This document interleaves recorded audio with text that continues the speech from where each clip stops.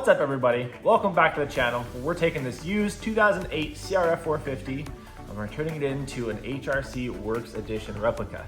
Now we've still got a lot of stuff on order, a lot of stuff yet to come, but in the meantime, we're gonna get to work on this thing. First off, we're starting with the header. All right, so here's the header off the bike. Still really nasty, really dirty. What we're gonna do though is pull out this dent. And what I've got here on the table is these are actually like a plumber's block off plate here. But what we're gonna use it for is where they go in here, they thread on just like this. They create this watertight and pressure tight seal. We're gonna fill up the header all the way with water and then we're gonna stick it in the freezer. What happens then is from the inside, obviously when water freezes, it expands. This is gonna push that dent out all on its own. So I'm gonna get this filled up with water and we'll see what happens. We're gonna put it right in the freezer here. Probably check on it periodically. Just wanna make sure that we're not expanding too far. But in the meantime, we got a little something extra for you. All right, so here we have one of the peg cleats that are off the bike. I thought they were faded. They might be a little bit faded. It's supposed to be kind of the magnesium color that the Honda engines come in. They kind of match it. They also come in black. I don't like this color. And instead of painting them and it chips or trying to get them anodized or anything like that, I'm actually just gonna take them back to just build an aluminum look. And then we're also going to file the pegs down and get them sharp again so we can get some more life out of these. Like I said, they're a great option. They're lightweight, they're super strong. I actually got one done here from the other side. Filed it down, polished it up, got it back to look like billet aluminum again. I think it looks great. But I just wanted to play around with different ideas on how to do this. So I'll show you guys how I did it, a couple of different methods, and then you guys can make the decision. All right, so the first method is a file method. It's a file that's a triangle, so it's got all these small flat edges. Now, fortunately, when they machined these are obviously all in a row, and this file, get you guys in close there, fits right up against those teeth there. So after we get them all filed down to a point, then we'll take them over to the buffing machine, get a lot of this coating off of here really quick, and make this look just like the other one.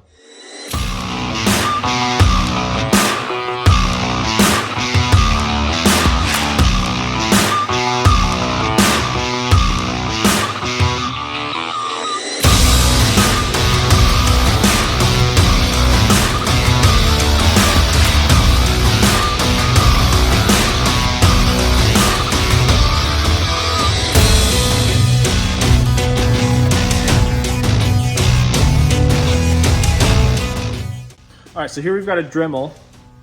It's got a carbide tip on it here. Maybe if I start with this and some of the other teeth that really need some work and then finish it up with the file later to kind of give it a more consistent finish, that might work. Let's give it a shot.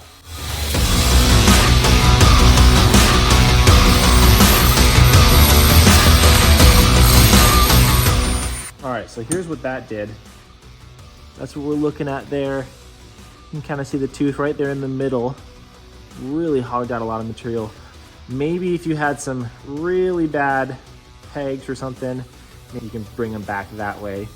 But I think the method that I'm gonna go with is just sticking with the file.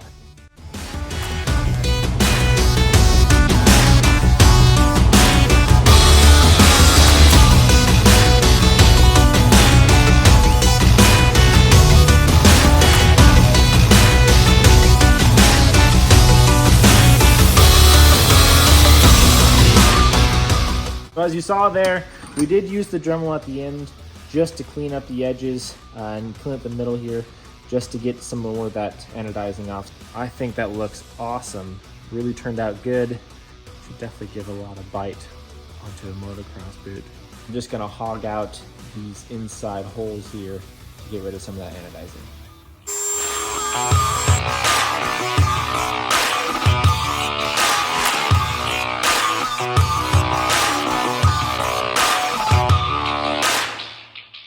All right, so after all that material removal, this is what we're left with. So this is a pretty rough stage here. Let's go take it over to the buffing machine.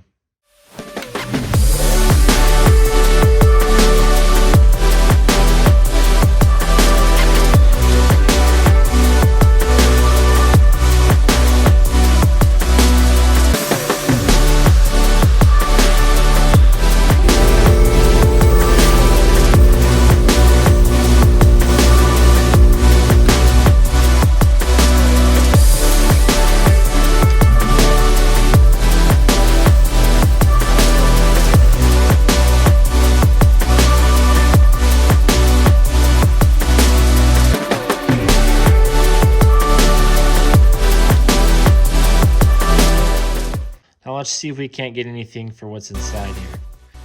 All right, so we're back with the Dremel here, and I've got this attachment on here that allows me to run these Scotch-Brite cleaning wheels. Now it's pretty small, but so are these crevices, so it's kind of a sacrificial piece. This is not gonna last very long, but we're just trying to get it polished out just a little bit so the finish is a little bit more uniform.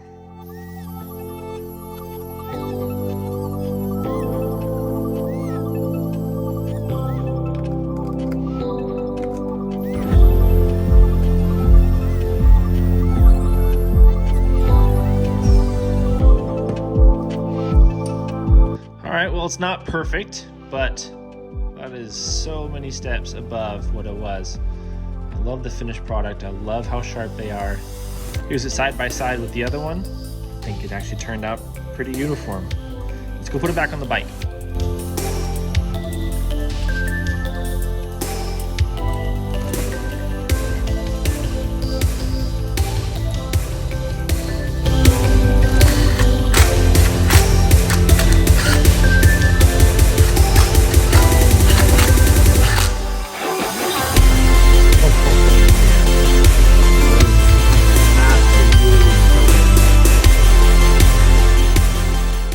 All right, so I pulled this header out of the freezer and I noticed that instead of the dent popping out, we've actually pushed out this seal on this side. I think what I'm gonna do, you see there's a ton of carbon and soot deposits on the inside of that bore. I think I'm gonna clean that up, give it a really good polish, try to get something for this rubber seal to stick to, and that might be able to give us the kind of friction we need.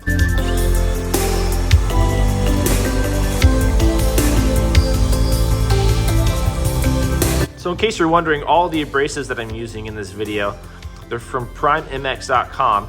I don't know if you've seen Cameron Niemela's YouTube channel, but this is his products. They work awesome. This is just a cleaning wheel, just a Scotch-Brite wheel. Scotch-Brite just seems to do the best at taking away the material we don't want and leaving the stuff we do. So I'll put a link to his site in the description and also his YouTube channel because he's just got really good content. All right, and here's the bore. Now that it's been cleaned, that should do a much better job at gripping onto the rubber at the end of that plug. So let's fill it with some water and try it again. Now on this side, if you remember from last video, there was a body bolt that was holding this in down there, and I've since taken it out. So when I remove this peg, why don't we just take off that whole footrest and see what's going on. All right, so I went ahead and pulled out the bolt from the other side that it's supposed to be. Let's see if we've got anything like that. Let's see what we can find in here. How about that? I've got that bolt. I just want to see if it'll thread in there still. And that stuff feels like it's got plenty of threads. Tightens up.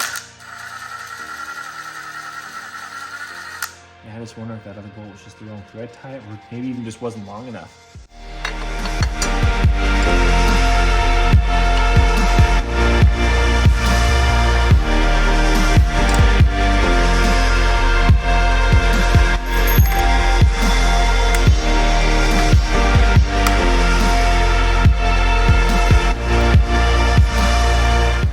I noticed the threads stopped about 3/4 of the way in. So I went and found my thread repair kit and see if we can get those threads repaired. That's going in sideways. But I guess that's what happens when you buy a used bike. You can come across things like this. So let's get out our time cert repair kit and see if we can't give it some new threads. We're gonna drill the hole out first. We're gonna tap through it, put the insert in, and then we'll be able to thread our bolt in.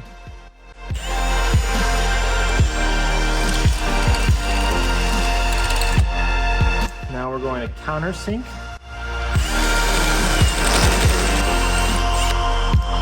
All right, so now I've got our tap. There's a little bit of thread oil here, a little down in the hole. Only got one shot at this.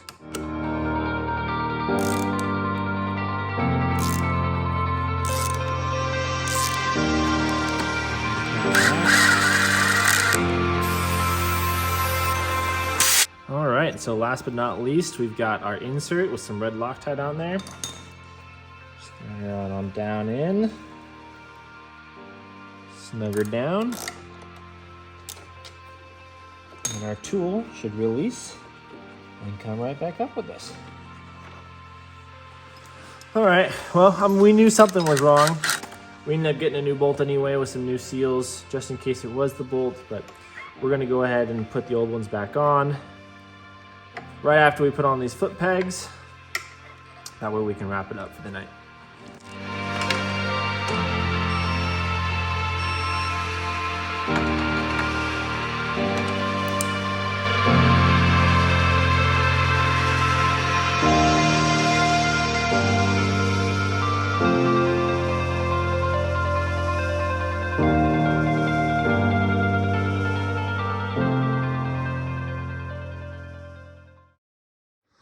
All right, a little update on our header.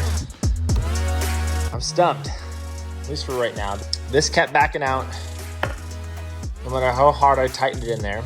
So we thawed it out, put it back in there, and wrapped the heck out of it with this duct tape, and it still broke through about 5 layers of duct tape.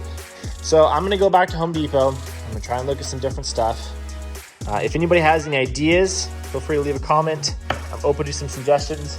But for now, I think we're gonna have to put this aside and save it for another video. All right, well, that's gonna do it for this video. Thank you so much for watching. If you enjoyed this series, be sure to subscribe. If you liked the video, think about giving us a thumbs up. Ride safe and live Moto.